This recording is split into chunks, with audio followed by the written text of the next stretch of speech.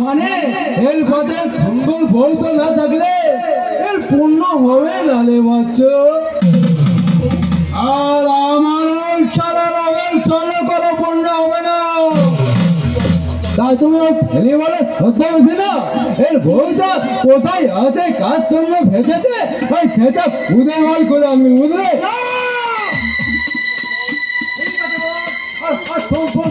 আর ওই ওই বউটাকে শুনতে শুনতে না ও যদি ভালো মাল খুঁজে বল সেটাও সারা দোলে আসবে।